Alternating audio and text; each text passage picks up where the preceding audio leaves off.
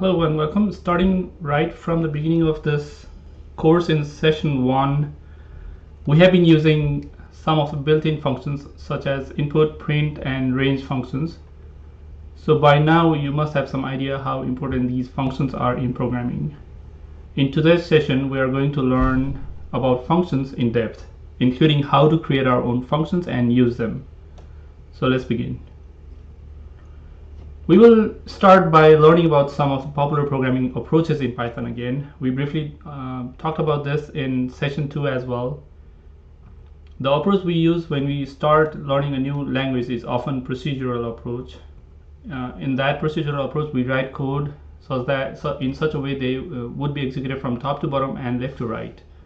And Python interpreter would also execute the code one line at a time, also in the same order, meaning from top to bottom and left to right. Although flow control mechanisms such as conditional logic and loops exist, and we learn about those to somewhat control the flow of the execution, it still falls within that strictly top-down approach. There are two more approaches that are of particular interest, especially if we want to take our programming skill from beginner's level into more intermediate and advanced levels. The first of these new approaches is functional approach, and in today's session this is our focus. The second is object-oriented programming, or OOP, and we will cover that after the next session, which will be session number 9. By the end of this tutorial, you will be able to create your own user-defined functions in Python and use them. So let's understand what functions really are. In programming, a function is a reusable block of code that executes a certain functionality only when it is executed or called. The functions are integral part of every programming language because they help make our code more modular and reusable. The key point I want you to understand here is the part that says reusable code that executes only when called, the portion that I highlighted in yellow. You can define functions, but the code within it won't be executed if we do not call the functions to use them. On the other hand, the code inside it will be executed every time we invoke the function. So if we don't call it, it won't run. If we call it multiple times, it will run multiple times. That's the beauty of working with functions. This is different from the sequential execution of statements that we have been familiar with so far. So now you may be wondering, where do these functions come from? Well, functions come in the form of numerous built-in methods and functions, like print or input or range functions that we came across in the previous sessions, and these are always available without any additional effort on the behalf of the programmer, as we have seen already from day 1. We also saw in the last session that a lot of very useful functions are available in a number of modules installed together with Python, or packages that can later be installed. For example, we saw that the random module has a bunch of functions, including random.choice, that are ready to use after importing. We can even write our own functions, place them inside our code, and use them, and this is the focus for today. We can also write our own classes with attributes or methods and also use them. That will be the focus of session 9. So here's the syntax for creating a user-defined functions in Python. In Python, you can define a function with this def keyword that indicates the start of the function definition. Def keyword is then followed by the function identifier or name of the user-defined function that uniquely identifies the function.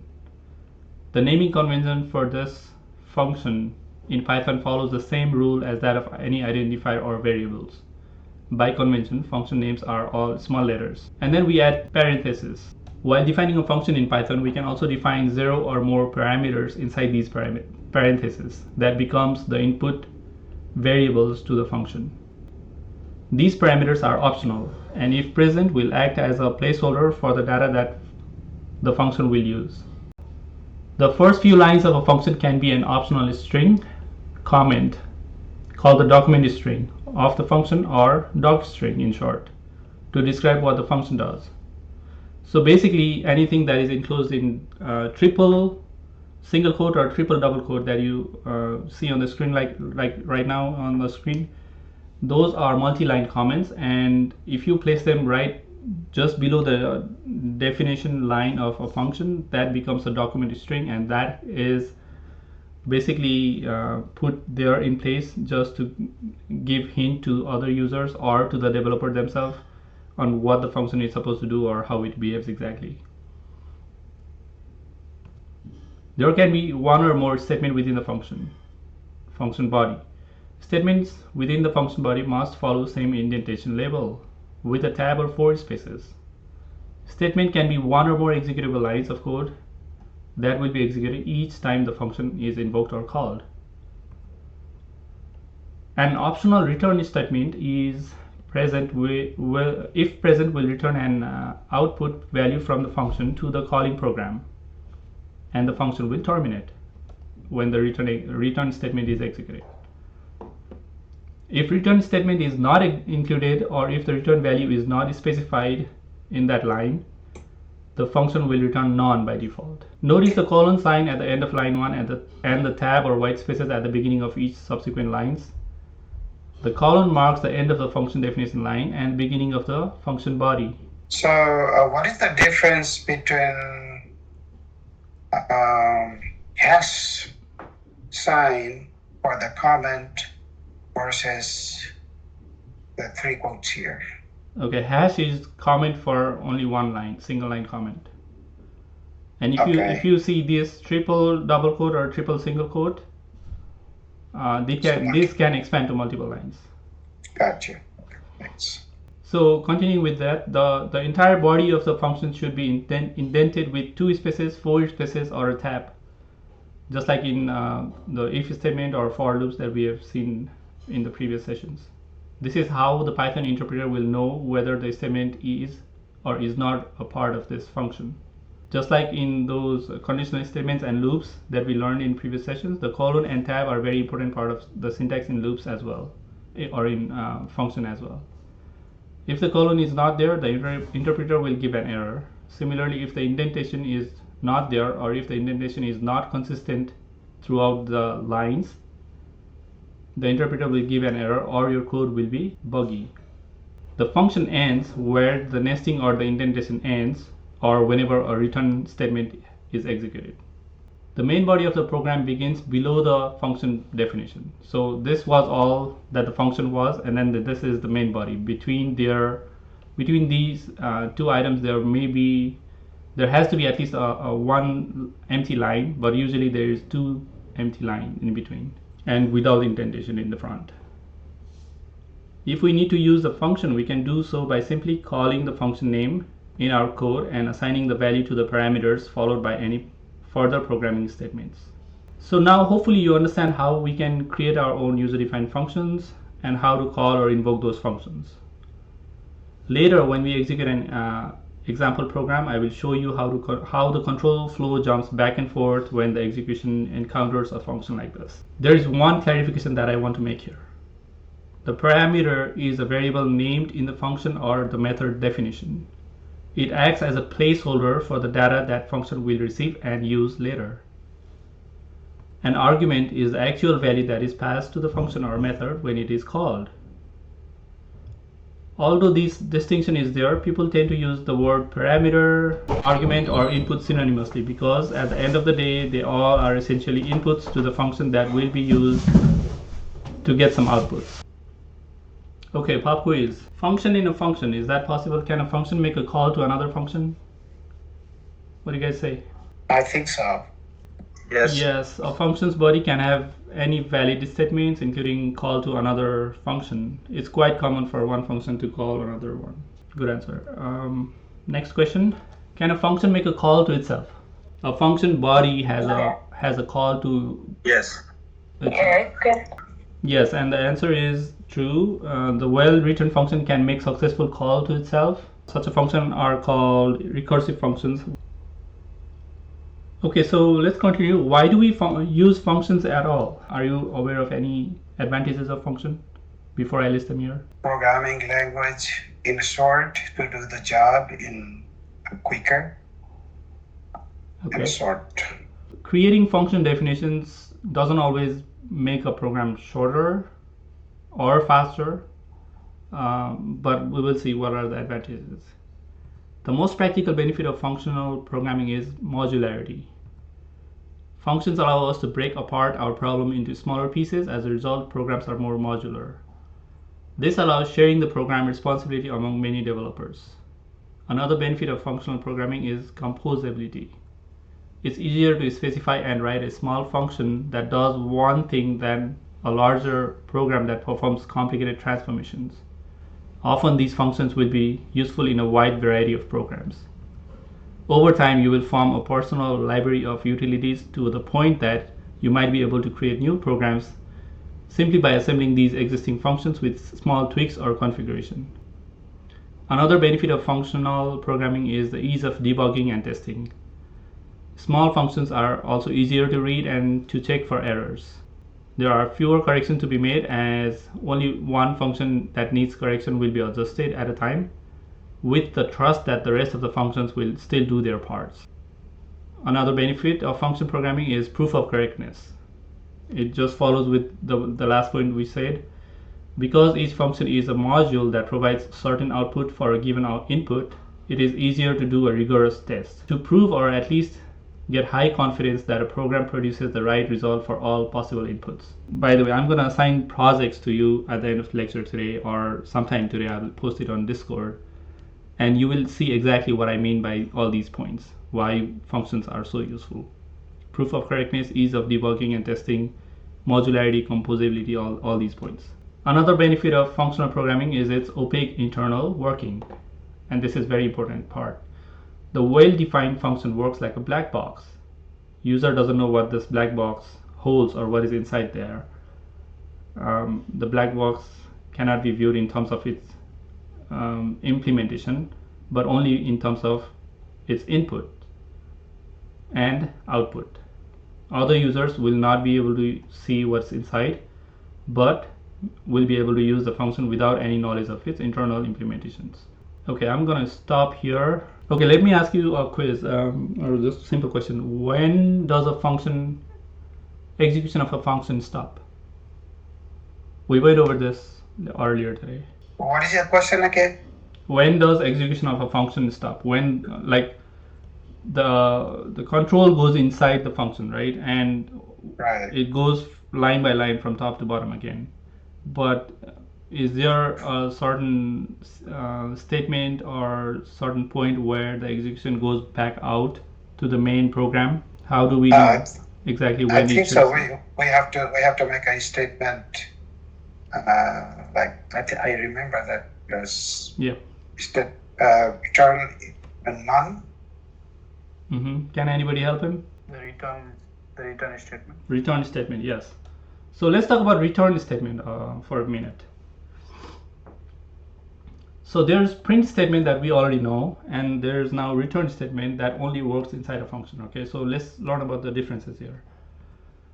Like I just said, print can be used anywhere, whether inside or outside a function. But return only has meaning inside a function. It doesn't, like, if you try to execute return statement outside a function, then you will get an error. We can execute many print statements inside a function or outside a function, anywhere, it doesn't really matter. But we can only execute just one return statement, even if there are multiple return statements within that same function. As soon as the return statement is executed, your control comes out of that function. And I will show you on Python tutor exactly what I mean by that a little later. Code inside a function, but after print statement, can be executed, right? So when you encounter a print statement, it just displays whatever is inside the print statement to your screen, but the next line will be executed after that.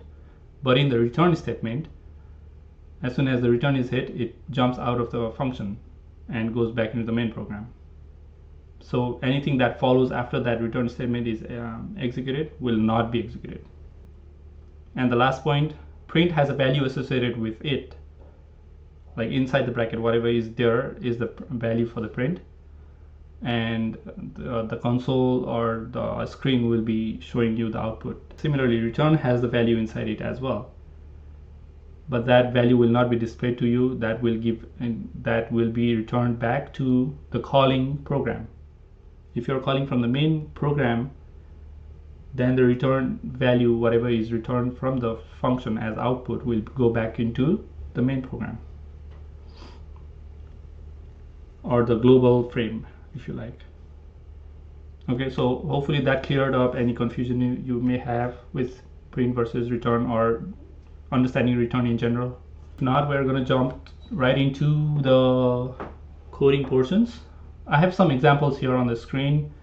I want you to look at this definitions, user-defined functions, and let me know what the return statement or the return value is. Value and the type, just like few examples we did several sessions ago. So in question number 1, there's function a with one parameter, right? And this is the doc string. It does nothing other than to tell you what the function is supposed to do. There's only one statement here, which happens to be the return statement, and it returns x plus 1. So what is the type of the output that a function a will give? What if I give x as a float? That would be float plus 1, right? Still a float? Yes, that'd be float, right? So these are the options. Non-type number, which can be integer or float, or just purely integer, purely float. Number. Okay. Another function definition. The function name is b. Input parameter is a single input x. And here I'm doing x plus 1.0. Number? Float. Always a float? Yeah, that'd be float. I see two people saying float, so let's go with that. So here's another C function that has now two inputs, x and y. X can be input integer or float, y can be integer or float, and they add those to return the value. Number. Yeah, Number, okay. D, x, y again can be integer or float, both of them, and we are returning x greater than y. Number again. All of you agree with that? Yeah. Okay. E, x, y, z. X, y, z can be integer or float, and we are returning x greater than or equal to y, and then also evaluating x less than or equal to z, and doing AND operation between them. Number again. Anybody with different idea? No, yeah, no. Okay. X plus y minus 2. Number. Okay. Yeah. So, Let's submit and see. Oh, we got half. So what did we get wrong? Let's go back up. This was number. Whatever I said are all wrong. The first one, nobody had doubt, right? Everybody said num. This was float because of 1.0 addition here. Right. This was num because both number could be integer or float, so return could be integer or float. This is false because x greater than y will give you true or false. So it's a boolean.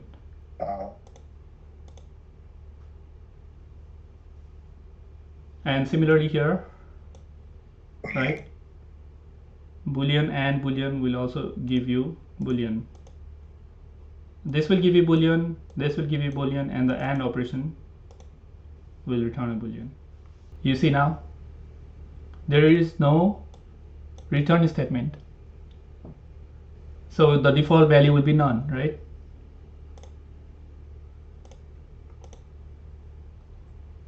Oh, it doesn't have return, okay. Yeah, the body doesn't have a return value.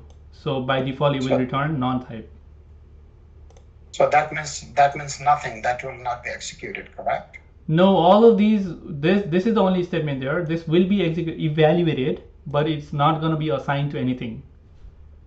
And there's nothing to return, so it will return none by default. Get it? Okay, if you're not saying return, and then it will be executed, but it will not return anything. Yeah. If you don't have return. Yes, statement. if you do not specify return or return value, it will return none by default. Even if you had another line here just saying return without anything that follows return keyword, it would still return none. Okay, can you go up a little bit? So see here how some things was evaluated and then returned. Right. Okay, go up again, go up all the way.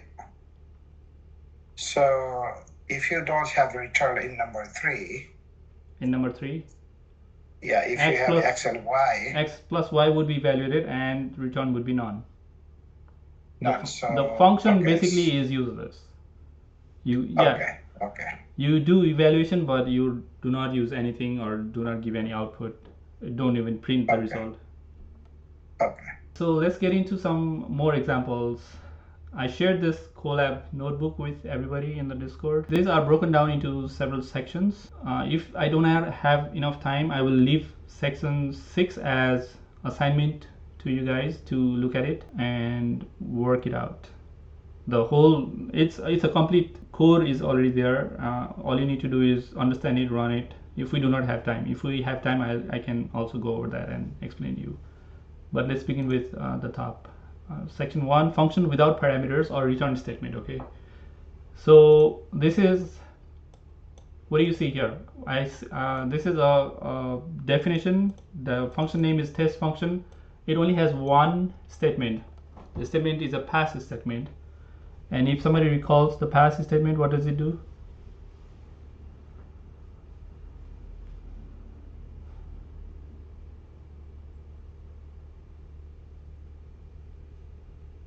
It just goes over to the next. Yeah, it does nothing, right? So Yeah.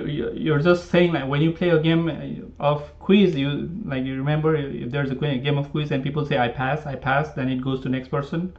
That's exactly how this behaves in Python. If you do pass, it will just do nothing and move alone.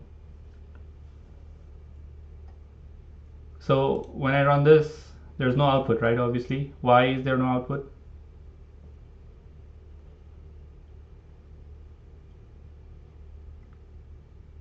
I said obviously, but may not be that obvious to you guys at the beginning.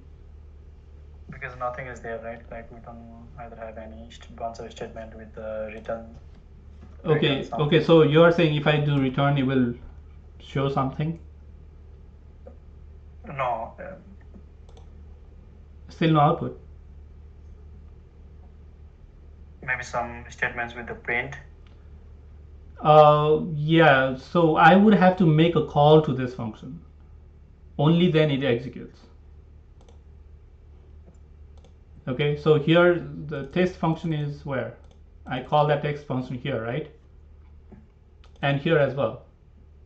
So this print statement has two different calls to that same function. Okay, makes sense?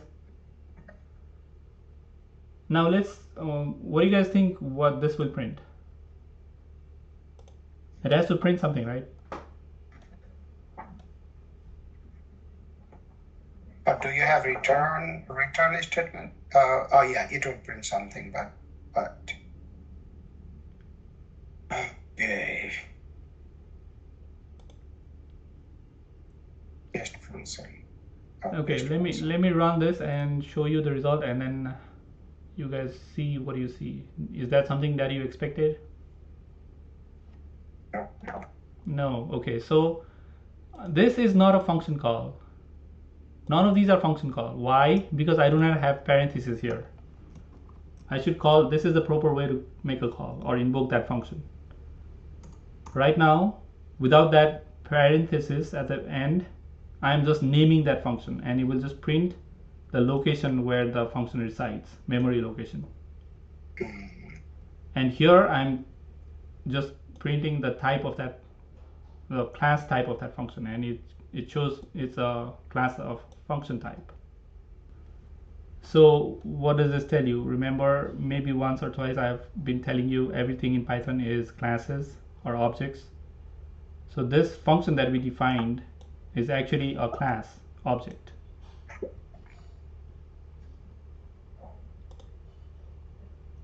So if you, after the print statement there, if you put pass at the end, Class the third line would be pass. here.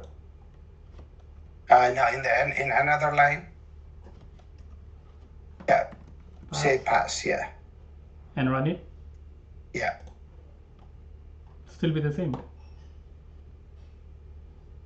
Why the pass is supposed to pass it, right? Pass is a valid statement, but it does not actually do anything. It just goes to the next line here, which is end of the statement. There's no more statement. Okay. Let me also remove that return and re-execute and show you that it doesn't change anything. Because again, I'm not making any function call yet. But what if I put this? Now when I run it, it will give me none because there's no return, so by default I get none when I make this function call.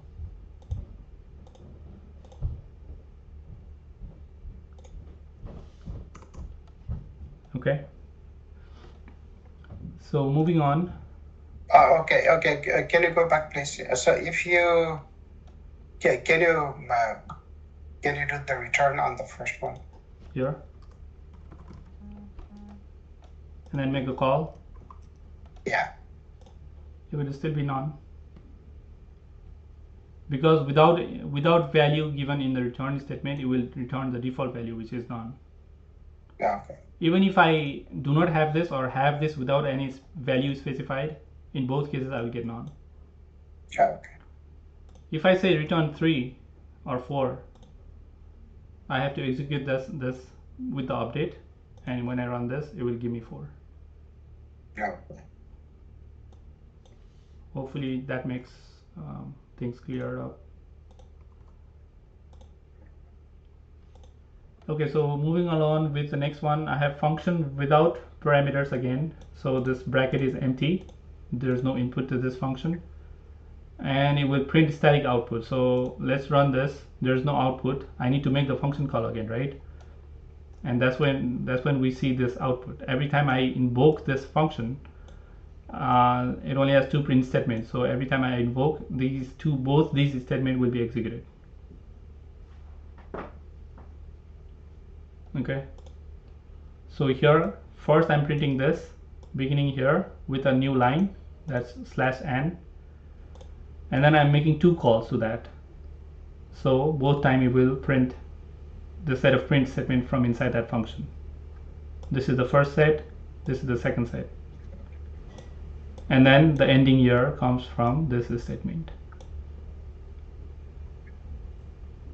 Anybody confused here? Why are we dividing the same code? I mean, that's the continuation of the previous one, right? Yeah, this is the function. This is the function definition. When I executed this, there was no output, right? Because Right. I only defined the function. I never called it in Okay, this so code cell. But in this code cell, Right. I am calling those functions twice here. Yeah, what I'm trying to say is why can't you do that instead of starting in the next block? Just continue with 8, 9, 10, 11, 12. I could. something like Yes, I could. Very good question. And the purpose I did this is because I wanted to show you, even if I Oh, okay. only execute the definition, that doesn't mean anything. Okay. I am storing the definition in the interpreter's memory, but I'm never using it, so it doesn't really execute that part. Okay.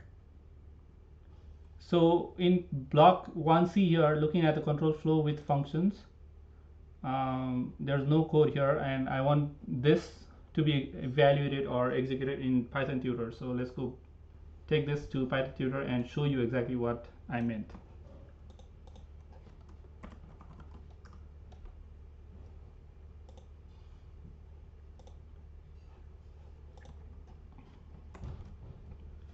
So that's my function definition.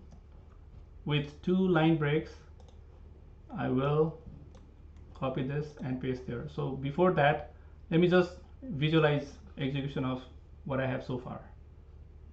Okay, so there's, you see, step 1 of 1, there's only one step there. If I do next, nothing happens. The only thing that happens is in the global frame, this thing is stored, this function gets stored as an object, right? when you see object, that basically means class being instantiated. So it's basically an object that is coming from some class. We will cover class and objects later in session 9, but the only thing I want you to focus now is only with function definition. When I execute the code, it does nothing. It doesn't even run that definition part. It only stores the function in the global frame. Okay, so now let's change that with, I'm also adding those next cell block, whatever I had here, into this, and now visualize execution. Now I want you to see this, pay attention to this part, and then pay attention to the green and the red line. Remember, this was our function definition, and then this was the main function body, right? Or main body of our program. So now there are 13 steps. Let's go step by step. So again, in Python interpreter, it starts from the top, right? We all know that. So the red marks indicates where the next line will be executed. The green one is showing the one that just executed. Since we do not have any, there's no green line on this. So let's click next. That got executed. Well, it went all the way to end. I only wanted one at a time.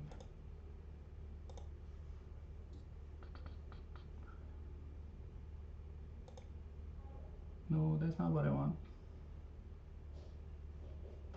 Okay, let me try with a different browser.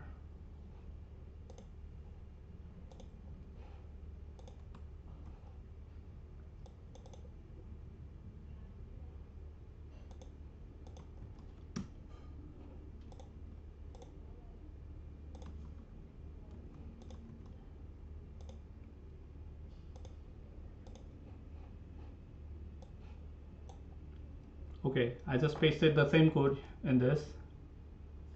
Hopefully it will work. So again, there's 13 steps here, right?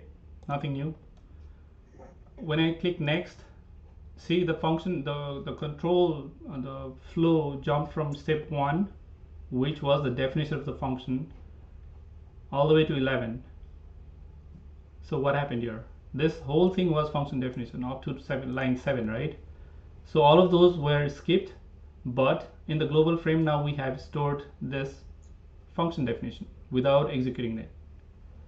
The first real line of this main program is starting at 11, line number 11. So that's where it jumps.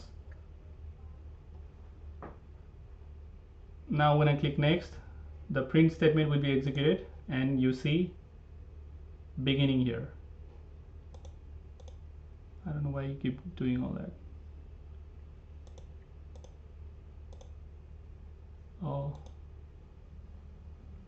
let me refresh this page. I think I see what's wrong.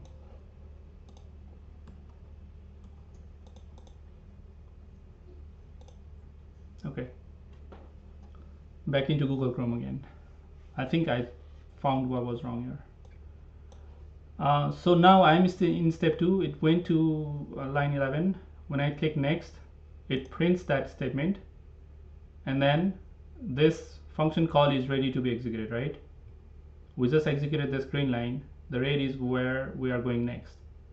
When I click next, it jumps back up to the function definition part, because now I'm invoking that function. Everybody paying attention to this? Mm-hmm. Okay, so now when I do next, it will go inside that function. The first statement is this print statement. When I click next, that will be executed, and it goes back to line 7, down to line 7. Click next, that will also be executed, and the function ends. And when I click next, it will go down to the next statement on the main function, main program.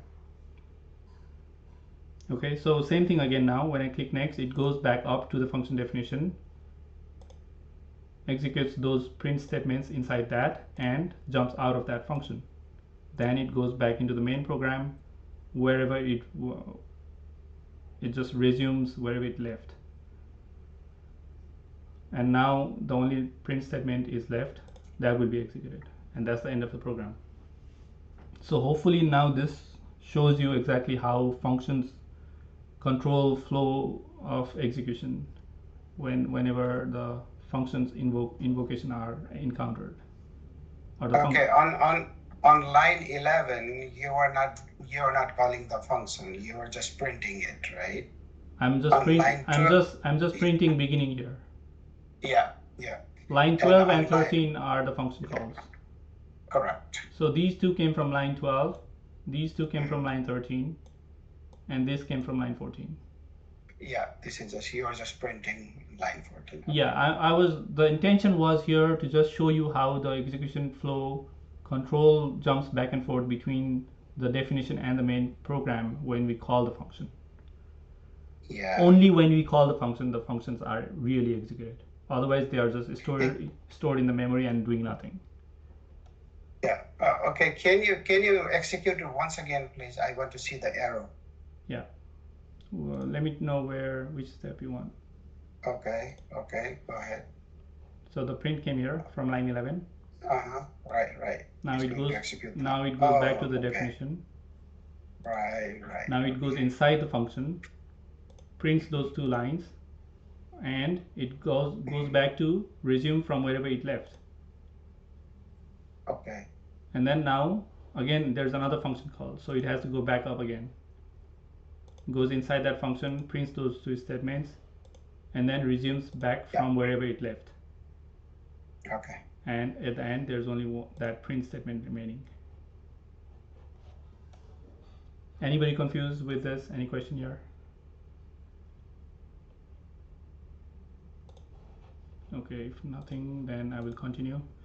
There's a lot more example to cover. So looking at we did 1C, 1D, name error when function call happens before function definition. So you have to keep in mind, I'm defining the function here, but before this definition, I'm trying to call this.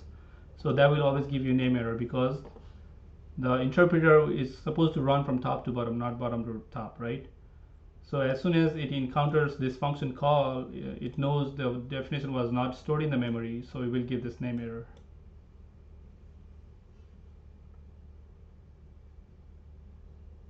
Straightforward after you saw that visualization, right? Yeah. Anybody? Okay, so that's all I have with the functions without parameters. Now let's see function with parameters, but still without return statements. So to be stored in the memory, you need to call the function every time, right? No, when you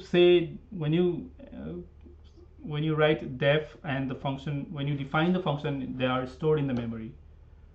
But then they are not doing anything with those stored memory until you invoke that function or call that function. Yeah, if you close the session, then it's gone, right? Yes.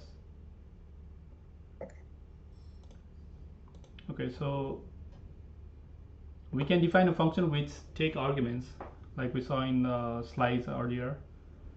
When a function accepts data provided by the invoker, such data can modify the function's behavior, make it more flexible and dynamic to changing inputs. So based on different input values, it will give you different outputs.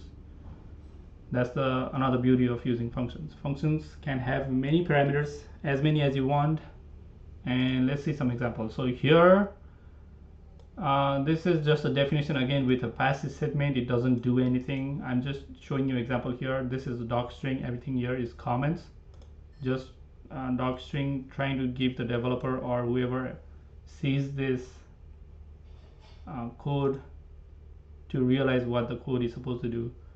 There's no implementation on this again because of this passive statement.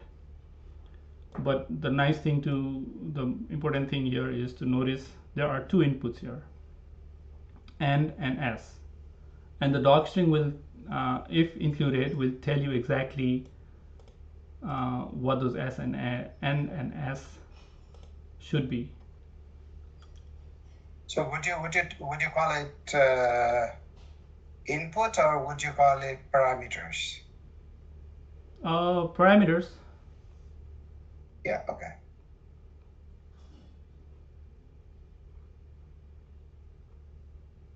If you call it and pass two values, then those are arguments. Exactly, yes. I was trying to see the slide. Okay, here. When you define, those are parameters. When you make the call and pass the values, those are arguments. Arguments, right. So basically, again, going back to this, what happens is these are the function name parameters, right? And when I make a function call like this m will pass that value, whatever here is, into this parameter, and then whatever the value here goes into this n parameter. That's what happens when we make the function call. So with this definition, let's run this help polysum, which is this function definition. Let's run this and see what help does. Okay, I have to run this first. Yes. And what do you see? Help on function polysum in module main. So main is this whole thing, this Colab notebook thing that is running right now with the interpreter. And it names the function polysum with the parameters, and then it displays the whole docstring that is there, right? So that's what the help does. If you need help with any built-in functions, this help function will help you basically to understand what the function is supposed to do or how to. So again, where is this module underscore main coming from? Is it the main because of the help? No, yeah, because of the help will display including these two lines. It will display the docstring plus those two lines. It exists in this module, the main module that I'm working in currently, and the function name is this, and the function docstring is this. But then there's another way. If you do print. Okay, one second. Yeah. So help, and then in bracket you have polysum, right? The function. Yeah, function name. So what does that mean? The help is built-in function that only prints if there's a docstring, that it only prints the information about the function, the name and the docstring.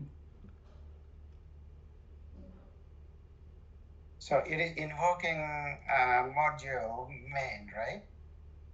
No, not invoking. It's only looking at whatever is in the memory for polysum. Okay. I'm not calling polysum here. Remember, polysum doesn't implement anything. Right. So with help, all I'm doing is it displays the name of the function with including the parameters and the docstring if there's any. Another way to print the docstring, only the docstring, is with this version here: print polysum dot underscore underscore doc underscore underscore. That's kind of confusing, but if you can remember this, it doesn't print all these nonsense that you did not want to see. It only purely prints the docstring, whatever is inside this triple quote.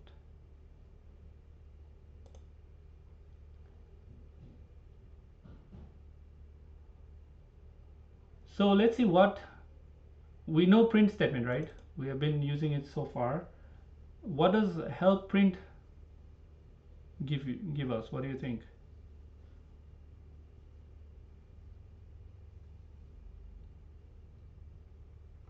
Let's run. It tells us help on built-in function print in module built-ins. So this is different module, not the main module that I am working on now. It is coming from built-in module. And here's the docstring. Print has a set of values separated by commas, and separation between those values are by default a blank space. At the end there will be a new line by default, and by default it is giving the output to standard out, which is your screen.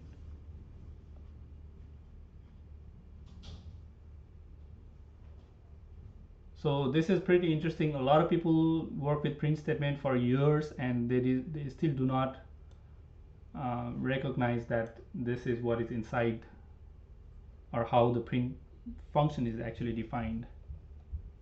This is coming straight from documentation. And if you would like to like more information or to read more about print, this is the link. Yeah, but as long as you get what you're looking for from print statement, then why would like to understand what is it doing in the background, right? Sometimes you can change the separation between your values. Like let's say I want to print two values A and B, but I do not want a space between A and B by default. I want a hyphen maybe, or a question mark maybe every time I'm printing some value. Okay. Or maybe I do not want to print a new line every time I do print statement. Okay. Or maybe I want to print on a external file somewhere, not on my screen. That's also possible. Okay, so let's move on with another example is keyword argument passing versus positional argument passing. So this is really important. Okay, so I want to cover this quickly. Here I have a function, display user profile, and there are two inputs, user and age. The user is supposed to be string data type, age is supposed to be integer data type.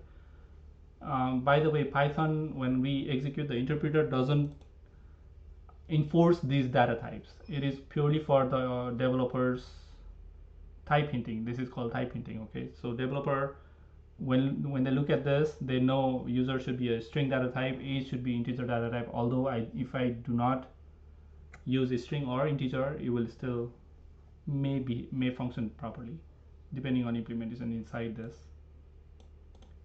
So the key point here is this function displays user profile given some name and age. Okay, so here this is what it prints. This is user.title, user.title. This is the user, that's the first sentence, and then the user is so many years old. So let's run this. We're seeing this warning here because of the type hinting. If we get rid of this, that will still be the same. It doesn't really matter because interpreter is not enforcing that type hinting. So assigning the value to these parameters is done at the time of function's invocation, and the invocation is down here, all these invocations, by specifying the corresponding arguments. This means that invoking the function will require two arguments, just like the definition here require. We indicated two arguments. The first argument is corresponds to the parameter user, and the second that corresponds to the parameter age. So I'm going to run this and quickly explain all of these. In the first one, I am defining the arguments by their name. Keyword. This is called keyword argument passing.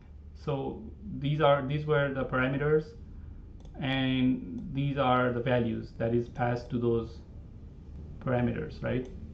So I'm defining those keywords. Argument is dedicated by its name, not by its position. So even if I switch those around, if I put user at the back and age at the front, they will still work because I'm specifying particularly which value goes to which parameter. That is called keyword argument passing. So in keyword argument passing, the order doesn't matter. However, in positional argument passing, that is given or the values are passed without the equal to sign. This has to follow the order that was used when we define the function. So first, whatever the first value I give should be username or user, and the second value should be going to the age. Okay, so here it is not an integer data type, it is a string data type, but it doesn't matter because I'm using f string here just to print out the same value. So even if I do integer or string, it is just included with the f string and printing it out just like that.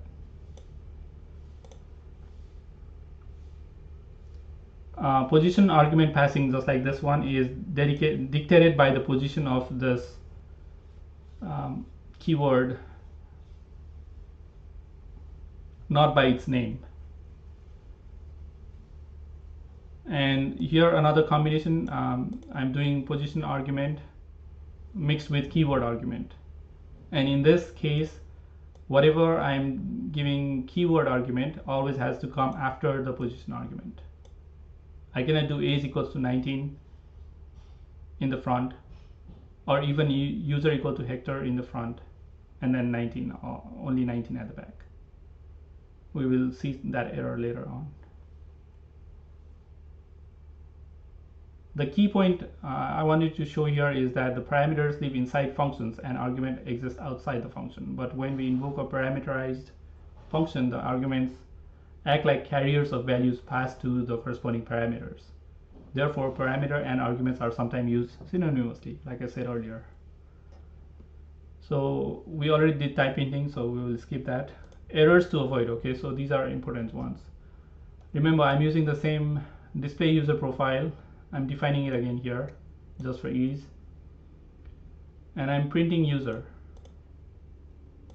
Let's run that again and print user. The user only exists inside this function. So in the scope of the function, the user only exists inside that scope. It doesn't exist outside the scope. When I print user, it will give name error.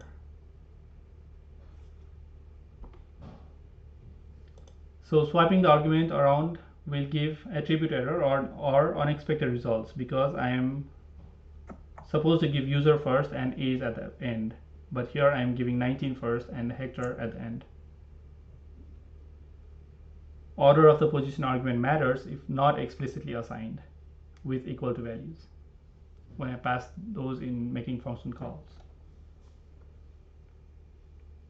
Type error is what we get when we pass more positional arguments than is needed during function call. So function by definition only had 2 parameters, and when I make the call, I'm giving more than 2 parameters here, or arguments. So it is giving us type error. Similar error will happen when I give too few arguments, unless there is something defined by default. We will see that example right here. Next example, syntax error when positional argument follows keyword argument. The point that I made earlier, I'm saying user equal to Amber first, and then I'm giving 34. Although this follows the definition user followed by age, I cannot do this positional argument at the back and keyword argument at the front. So that's why it's saying positional argument follows keyword argument during the function call, and that's a syntax error. Same thing here, age equals to 34 is in the beginning, and that will give me syntax error.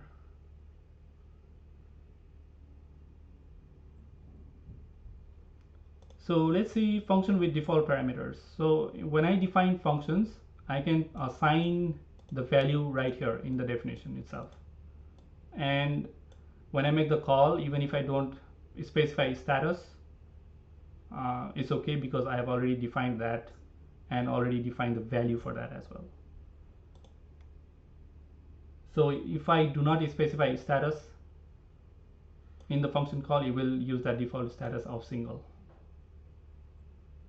I can specify the same value again, or a different value, or no value at all.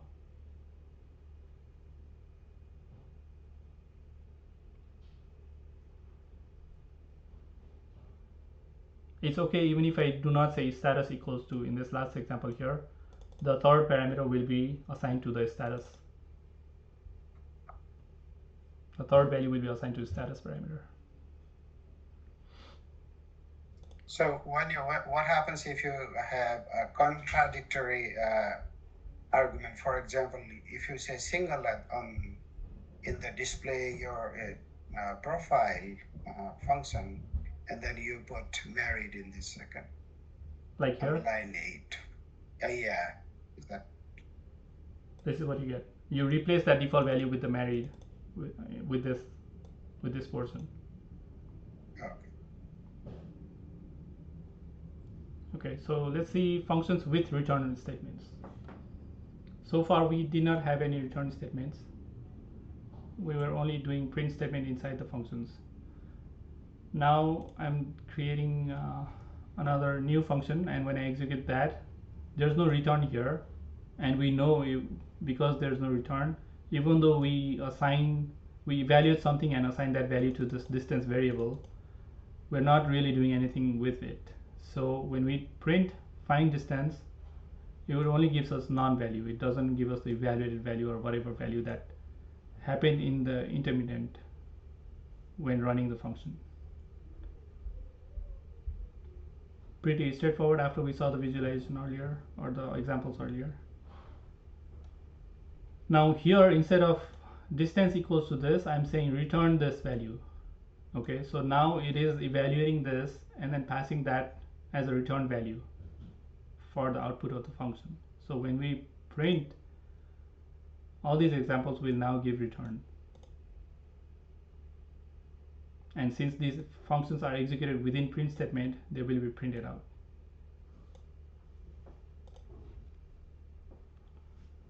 So I talked about scope earlier a little bit. Let's talk about it in more detail a little bit further. The scope of the variable is the part of the code where the variable is available or recognized.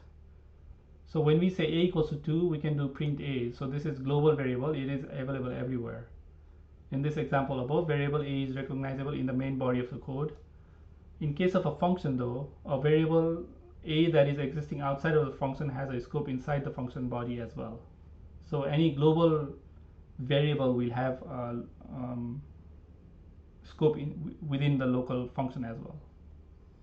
So for example, here I'm defining global variable a and print a that will print this 2 like we saw earlier. Then I'm defining a function here, and then I'm using calling that function. So when I call that function, it will print a again, which is still 2. So the second 2 gets printed out, and after invoking that function, the execution goes to the last statement, which is again print a, then it prints 2 again. So what you see here is value of a being available everywhere, before the function, within the function, and even outside the after the function call. That's what global scope does. However, in this next example, a variable that is defined inside the function has only has a scope inside that function. So let's see an example. I did not define a here.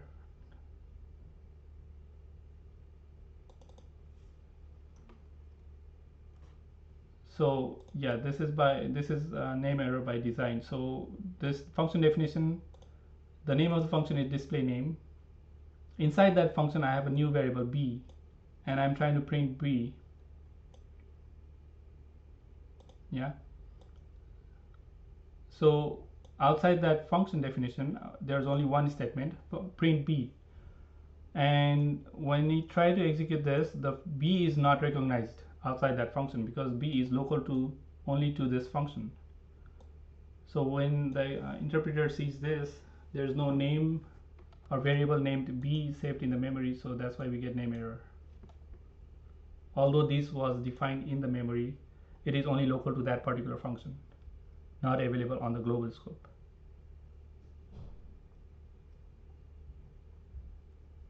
Can you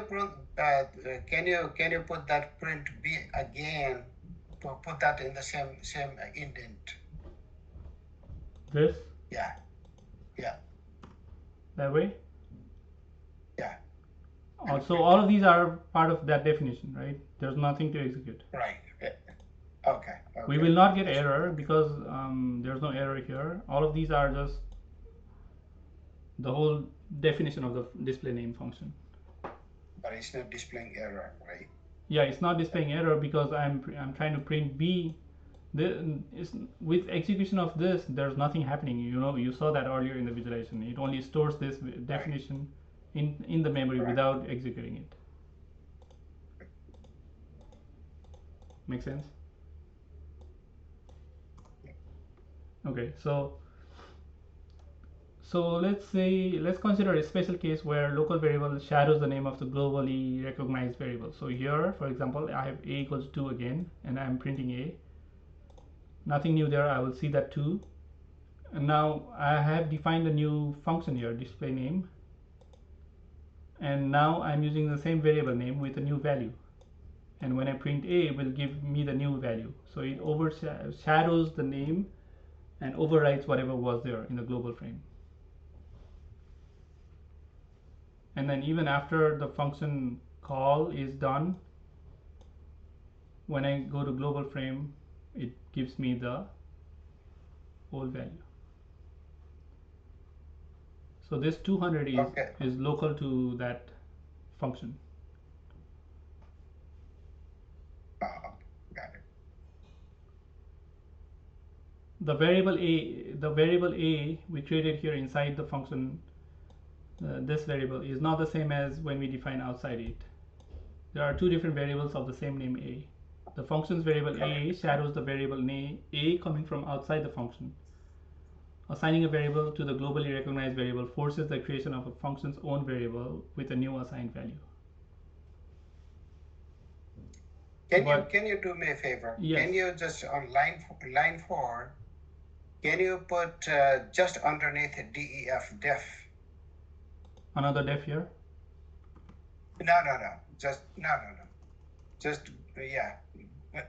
No. Delete that space and put that a equals 200 just below def. Right there. And again the print again put it underneath that. And can you execute now?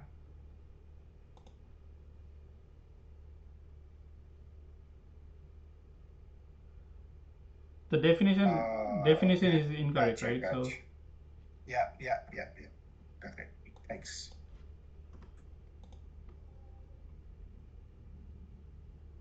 so here I'm doing global a, the similar example above, but instead of creating a new variable, I'm trying to access this global variable a.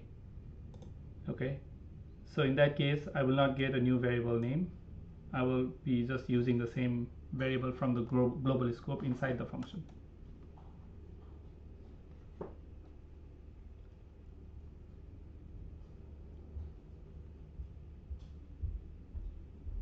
This is usually a a bad practice to do. It's common that the implementation of a function will use assignment to local variables, but modifying this global variable from within a global variable from within local functions is a bad practice.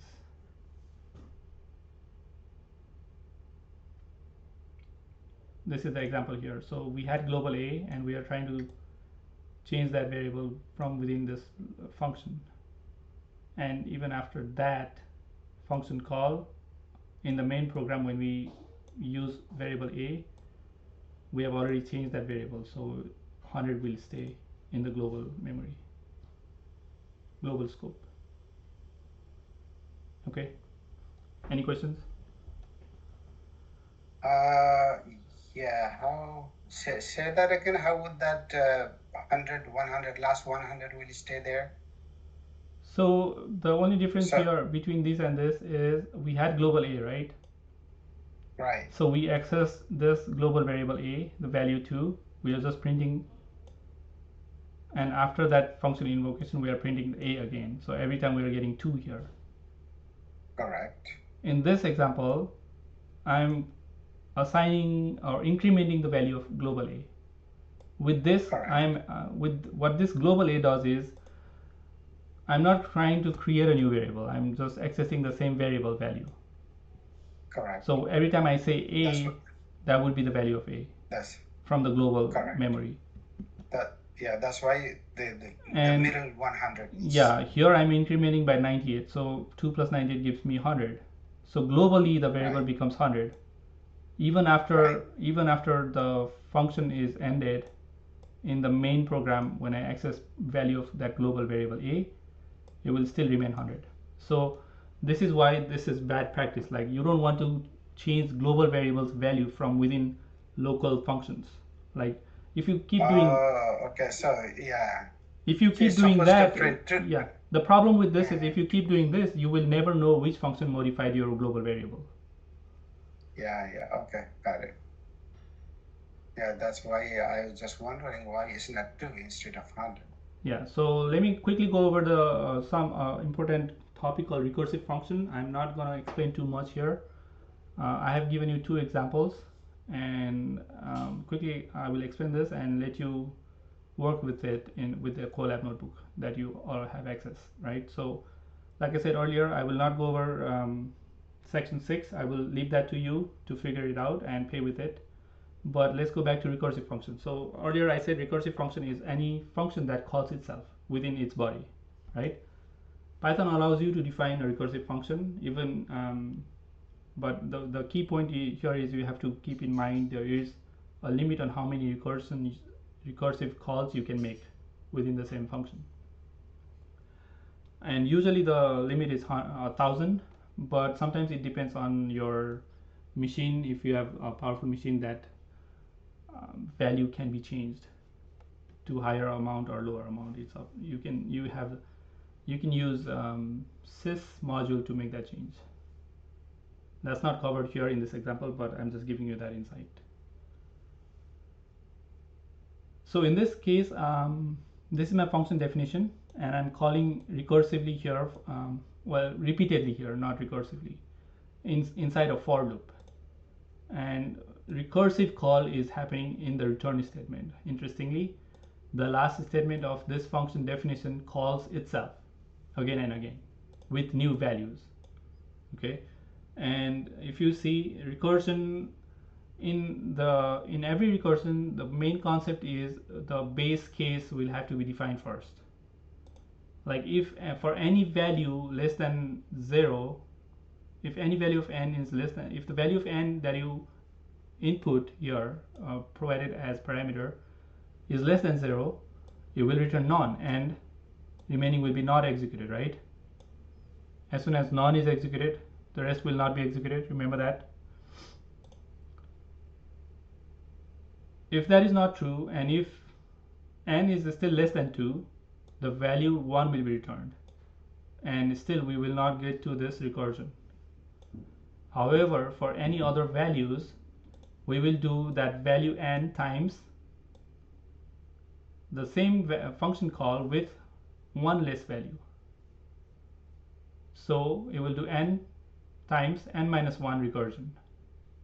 And even if in that recursion, if it will do all these checks and do further recursions if necessary.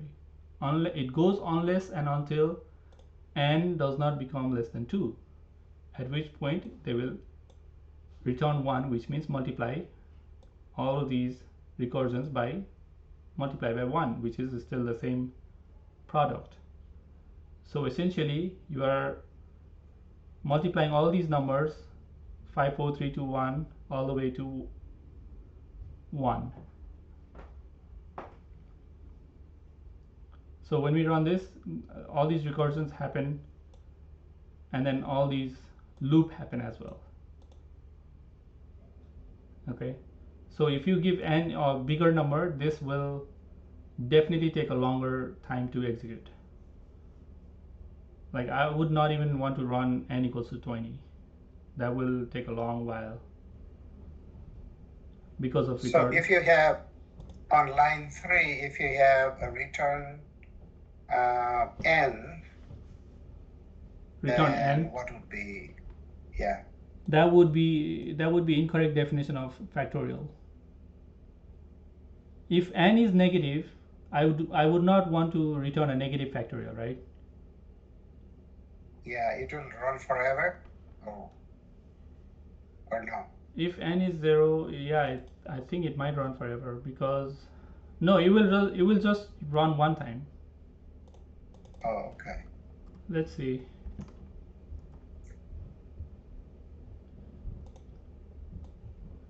I will comment this out, and here I will call that function with value but -1. and it will just return that same value. Oh, okay. Okay. Because I have returned n, and nothing, this recursion doesn't exist, or it doesn't go that far. Right. The execution doesn't go that far. Yeah. Right.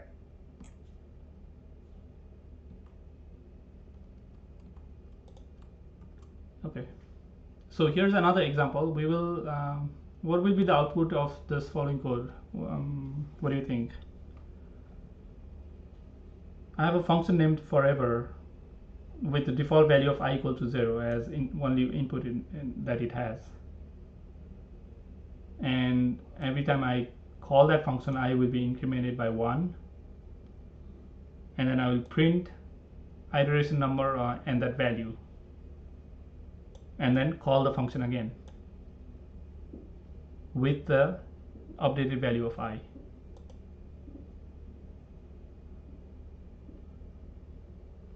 So basically I'm calling this function with starting from 0, incrementing I, printing I value, and then calling that function again with one updated value of that I value, incremented value of I.